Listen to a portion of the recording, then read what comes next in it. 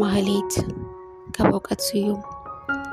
ትንሽ ቆየት ብሎ ኮረንቲው ይጠፋል፣ እሱን ተከትሎ ደምኖ ያካፋል። ከናፍቆትሽ በቀር ሁሉ ነገር ያልፋል። አሁን መብራት ጠፋ፣ ተረኛ ነን አደል?